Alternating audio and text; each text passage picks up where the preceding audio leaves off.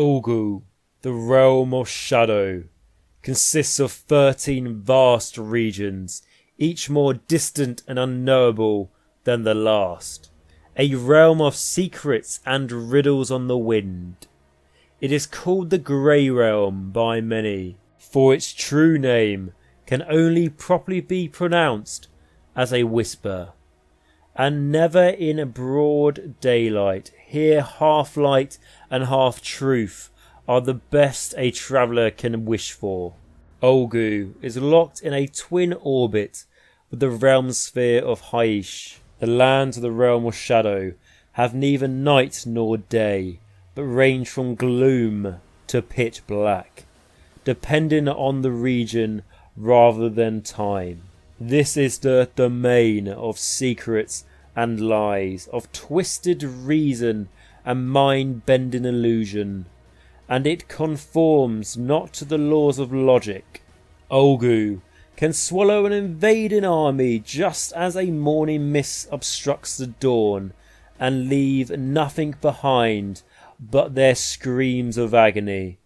Not even those who have lived there since birth dare trust their senses for too long in this strange realm. All the surrounding countries of Ulgu are saturated with illusion and lurking menace. It was not always this way.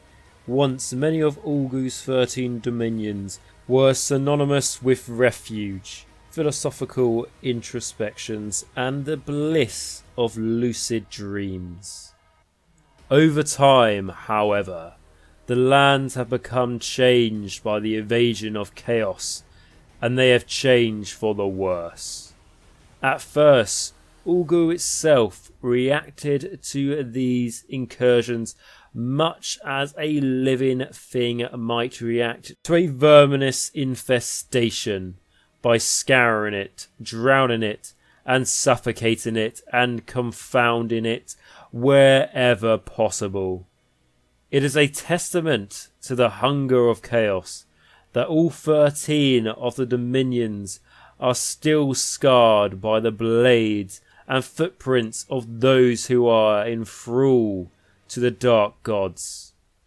Each of the 13 dominions boasts many rulers, inadvertently with visors, lawmasters, and shadowy puppeteers arrayed around them. They are tied together with their invisible webs of intrigue and manipulation that shift with each new day.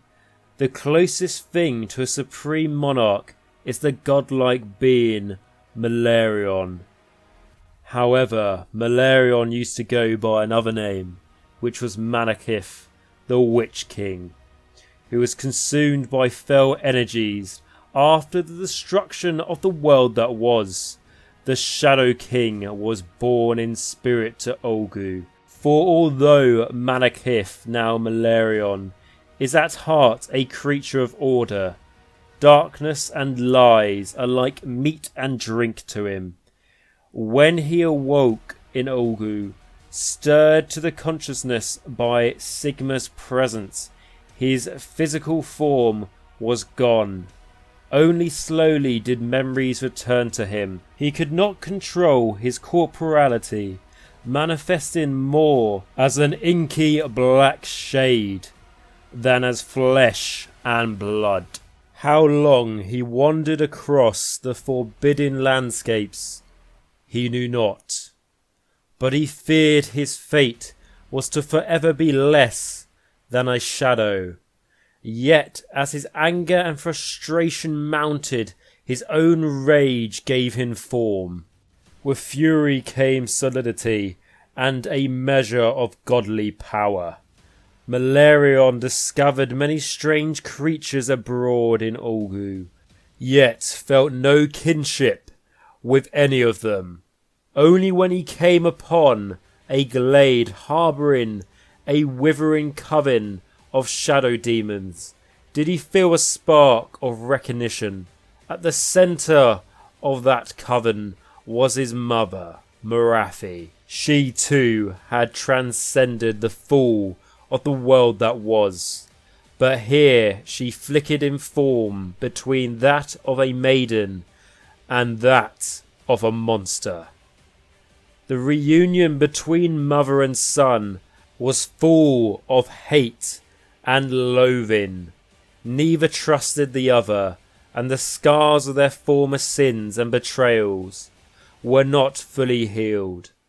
But in this foreign land, they at least understood one another, and an uneasy truce was reached. Together they put aside their tragic past, uniting under Sigmar as part of his pantheon of order, for a time at least. With these two great minds to guide them, the mortal cultures of Ulgu thrived. As Ulgu, the realm of shadow, is the realm of secrets and whispers, this proved very alluring in the extreme to Tzeentch. Through the cults and schemes and hidden societies that entangled the 13 dominions, the Changer of Ways found his way in. Slowly, insidiously, those who sought power through change spread their influence across the lands. They were the weak points in Ulgu's defences and flung its gates wide open to chaos. When the Age of Chaos broke across the lands, Khorne was quick to invade Ulgu, hoping to steal a march on Tzeentch by sending his legions through realm gates corrupted by sacrificial blood of his cults. His armies felt scorn for those that stalked in the mists rather than fought in the glory of the open field, but that contempt would be their undoing, for any who underestimates Ulgu's secrets does so the cost of their own life. Khorne's invading hosts was swallowed by Ulgu's magical fog banks, and when that miasma dissipated, all that was left was carrion. Yet the forces of chaos are legion. The disciples of Tzeentch brought the intrigues and arcane politics of the 13 Dominion to a violent climax, plunging dozens of civilizations into anarchy. The Skaven, especially those of Clan Eshin, sent their shade-scattering hordes and shrouded assassins to every corner of the realm on fell missions that only the Master Clan claimed to understand. Though outnumbered, Malerion and Morathi waged a guerrilla war with such skill that the realm was not overrun entirely by chaos. Even the coming of the Age of Sigmar has done little to break the deadlock. Ulgu is known for its large populations of elves in the mortal realms, as it was into Ulgu that many of the elven spirits fled after being rescued from Slaanesh's endless thirst for souls. The first to be drawn from the god's immense gluttonous shade were those straining to be free, those elves most nimble of thought and razor sharp of wit. Those taken by Malerion and Morathi were not humanoid in the way they once were, for they had been changed irreversibly. The first had bat wings and fine horns, and long dexterous tails, their devilish appearance hinting at the ordeals they had endured in the Nether realms. Yet they had been cleansed by Hyesha's light and hidden from retribution by Ulgu's shadow. Morathi, as hungry for influence and power as a panther is for meat, has begun to secretly extract more souls for her murderous priesthood than she stated in her oath of salvation. And that is my short lore video for Ulgu, the Realm of Shadows. So first thing I want to say is if I have been pronouncing Ulgu wrong, I do obviously apologise. It's a made up name. I've tried to learn how Warhammer TV pronounce it, and I think I got it right. If you didn't like it, the Realm of Shadows you can call it. But anyway, so I thought that this is a very interesting realm, as it's one of those realms that is still in mystery. We're 5 years into Age of Sigmar, and what we know of the Realm of Shadows is not a lot, really. I mean, we know bits here and there, and as time goes on, we will know more. But at the time of this recording, there's actually very little that we know about it. It actually quite nicely fits into its theme and its style, if it's full of illusions and mist and it's hard to see truth. And I think that's probably one of the reasons they left it to the last. And it's cool that we're getting ideas of what Malarion's going to be like. We know that he is of like godly power, but I swear I've seen in other stated lore that he is a god, so I don't know if he's nearly at godhood or he is a god. I think he is a god. I think that's what he is. And that his form sort of shifts and shapes. And in the Age of Chaos, what I thought was particularly interesting from what I learned on doing the research for this video, is that the forces of Chaos hadn't managed to take in all the 13 dominions of the Realm of Shadow, of Ulgu. They haven't managed to capture every part of it and just overwhelm it with floods of hordes. When they tried to, when Khorne tried to send his just mass legions of warriors, they would just get consumed by the realm itself, which, like I say, makes it very different compared to a lot of the other realms out there, as a lot of the other realms are along the lines of basically all got wiped out apart from a few hidden areas or glades or something.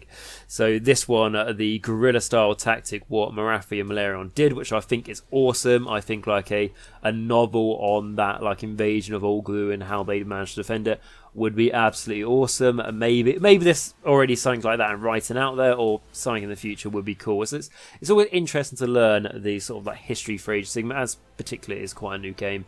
A little thing that I thought was quite cool when we were talking about the elves as part of Ulgu is that it sounded like the first one to be extracted from Slaanesh, where obviously like sort of twisted and everything else from their time in the like Nefer realm, it's called, or Netherrealm, essentially like in between realms. That's basically space.